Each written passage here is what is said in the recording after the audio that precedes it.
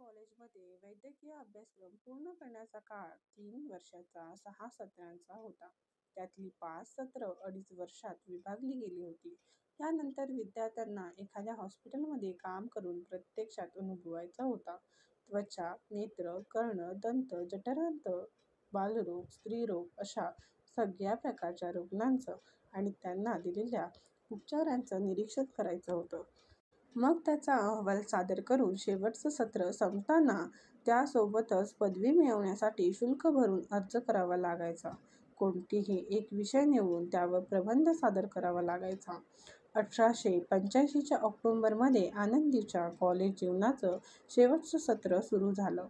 आता तिचा वर्ग सगळ्या सिनियर विद्यार्थ्यांचा होता.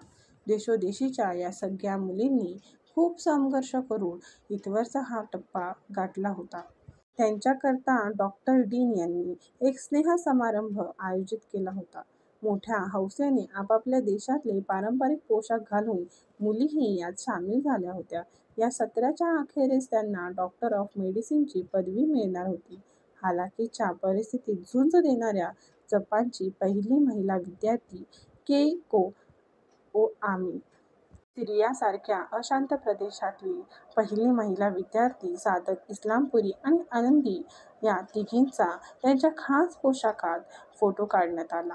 अमेरिकेतल्या रेड इंडियन ओमा जमातीची पहिली महिला सुझान लाफ्लिश ही सुद्धा याच वर्षात कॉलेजमध्ये येऊन दाखल झाली होती.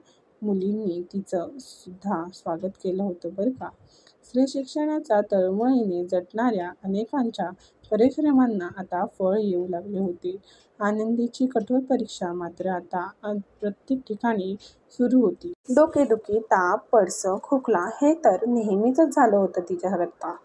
नोव्हेंबरच्या आसपास शरीर इतकं कमजोर झालं होतं की तिला धड चालता बसता सुद्धा येईना. एके दिवशी लंगडत कशीबशी घरी आली आणि अंथरूणच धरलं तिने. आहाराच्या आणि वेळेच्या मर्यादांमुळे ती अक्षरशः अशक्त होऊ लागली होती. पण आता शरीरात फारशी रोगप्रतिकारक शक्ती उरली नसल्यामुळे रोज हॉस्पिटलमध्ये इतर वेगवेगळ्या रोग्यांच्या सानिध्यात वावरताना तिला पटकन संसर्ग व्हायचा. तिचे हक्काचे तिचे गोपाळराव तिच्यासोबत राहत होते, पण दिवसभर बोचरी भाषणं करत ते आपले बाहेरच फिरायचे. कदाचित ते काही कामधंदा शोधत असावेत, पण तिच्या मैत्रिणी आणि शिक्षिका मात्र डोळ्यात तेल घालून तिची काळजी घ्यायचे. तिला मराठी थोडं विसरायला झालं होतं आणि लेखनशैलीवर इंग्रजीचा प्रभाव पडत होता. याचा गोपाळराव विपरीत अर्थ काढून तिच्यावर विचित्र आरोप करायचे. काही कारण नसताना दुखवणाऱ्या शेरेबाजी करायचे. आनंदीशी भांडायचे. कधी अगदी कॉलेजात येऊन सुद्धा भेटायचे. त्यावेळी प्रेमाची सर्वात जास्त गरज होती तेव्हा तिच्या मनावर दांगड्या देत होते. यातलं तिचं एकमेव आधारस्थान म्हणजे आंट थियो होती. गोपाळराव त्या दोघींतही कलागत लावण्याचा प्रयत्न करत होते, पण तो कधी सफल झाला नाही. प्रेमाच्या बाबतीत आई आणि पतीने केलेला निराशा पचवता तिची मनशक्ती जरा आटत चालली होती. पण तिने कर्तव्य भावना मात्र आटू दिली नव्हती.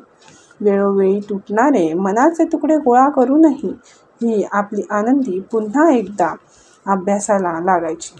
मुळात डॉक्टर होण्याची इच्छाच तिच्या बाळाच्या मृत्यूमुळे आलेली असल्यामुळे आनंदीने प्रबंधासाठी विषय निवडला, तो सुद्धा प्रसूतिशास्त्राचाच. आर्य हिंदूंचं प्रसूतिशास्त्र खरं तर हा विषय शोधनिबंधाच्या कक्षेत मावणारा नव्हता. तरीही देखील वर्णनवर आणि परिचयातील असं हे लेखन होतं. तिची शल्यवृत्ती यातून स्पष्ट होत होती.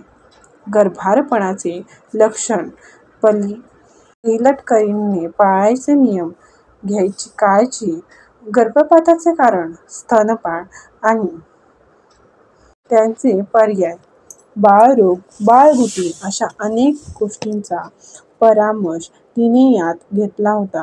प्रसूतीच्या वेळी सुईणींनी या नैसर्गिक घटनेत कमीत कमी ढवळाढवळ केली आणि स्वतःचे कपडे, हात त्या योग्य प्रकारे निर्जंतुकीकरण जरी शिकल्या तरी अनेक मातांना आणि बाळांना संसर्गापासून वाचवता येईल असं तिने लिहिलं.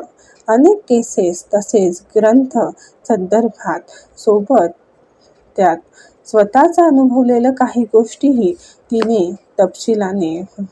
तपशीलवारपणे मांडल्या. त्यामुळे तिचा प्रबंध त्या वर्षीचा सगळ्यात मोठा 50 पानाचा होता. वार्षिक परीक्षा होईस्तोवर तिने इच्छाशक्तीच्या बळावर कसाबसा तग धरला आणि पुन्हा ती आजारी पडली. 7 मार्चला निकाल लागला. आनंदी उत्तीर्ण झाली. तीही प्रबंधाला विशेष पुरस्कार मिळवून आता ताण सैलावले होते. 3 वर्षाच्या अविश्रांत मेहनतीचं आता सार्थक झालं होतं. आनंदीला आता पदवी प्राप्त होणार होती. तिच्या नावामागे डॉक्टर हे लागणार होतं. त्यांच्या सर्वांना किती आनंद झाला होता. डॉक्टर होऊन भारतात काम करण्याची इच्छा असणाऱ्या पंडिता रमाबाई इतक्या आनंदी झाल्या की तिच्या पदवीदानासाठी खास लंडनहून अमेरिकेतून आल्या होत्या. खादाड असे माझी भूक, चतकोराने मला नसूक, अशी बौद्धिक भूक दोघींपाशी होती. लहान वयात कर्णदोष आनंदी आणि रमाबाई दोघींनाही आला होता. पण त्या कधी डगमगल्या नाहीत.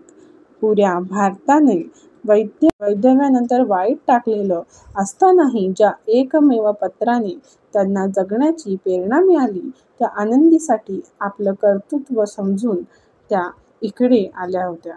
शिवाय आपल्या हुशार लेकीला मनोरमीला घेऊनच आल्या होत्या. त्या या गोडगोजिऱ्या 5 वर्षाच्या परीला दत्तक घ्यायचं आणि पुरोगामी पालक होऊन हिंदुस्थानात जाऊन तिला भरपूर शिकवायचं असो मनसुबे आनंदी आणि रमाबाईंनी रचले होते. 11 मार्च 1886 चा गुरुवार वुमन्स मेडिकल कॉलेजचा 34वा पदवीदान समारंभ सुरू झाला. अकॅडमी ऑफ म्युझिकच्या भव्य सभागृहात माणसंच माणसं, सगळीकडे माणसं दिसत होती.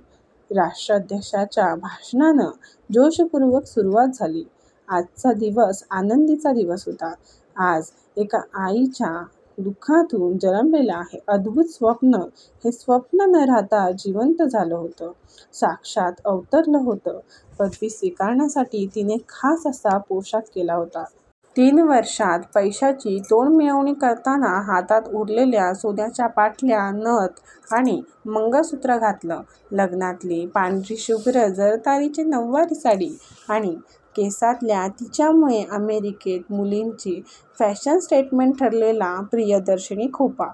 ती आज खरोखरच खूप सुंदर दिसत होती आणि ती यशस्वीसुद्धा होती.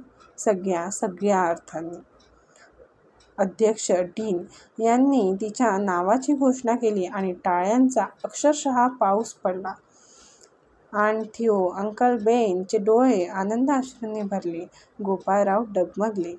रमाबाईंनी उभी राहून आनंदीला मिठी मारली आणि आपल्या आयुष्यातल्या परमसाफल्याचा क्षण अनुभवत आनंदीबाई गोपाळराव जोशी भारतातल्या पहिल्या डॉक्टर बनल्या.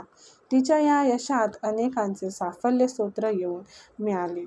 गोपाळरावांची प्रतिज्ञा, गणपतरावांची इच्छा, आण थिओची कार्यपूर्ती, रमाबाईंचं अधुरं स्वप्न. फिलाडेल्फियावासियांनी तिचे उदंड कौतुक केले.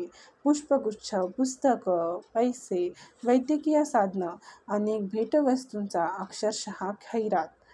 तिचं अभिनंदन करायला रमाबाई उभ्या राहिल्या तेव्हा हिंदुस्थानातली स्थिती, वैद्यकीय सुविधांचा विचार करून इंग्लंडच्या राणीने कोल्हापूरच्या संस्थानात स्त्रीरोग विभाग प्रमुख या पदाचा तिच्या नावाने काढलेला नियुक्ती आदेश मोठ्या अभिमानाने सर्वांना दाखवला आणि आनंदीला तो सुपूर्द केला. या सोहळ्यानंतर जगभरातील डॉक्टरच्या नकाशावर 33 नवीन नावं आली. त्यात काही पायनियर सुद्धा ठरली, आनंदीसारखी. आता या प्रत्येकी पुढे एक स्वतंत्र आयुष्य आणि डॉक्टर म्हणून प्रस्थापन होणार आव्हान सुद्धा होतं. अनेक जबाबदाऱ्या होत्या. अहो, पदवी तर फक्त सुरुवात होती.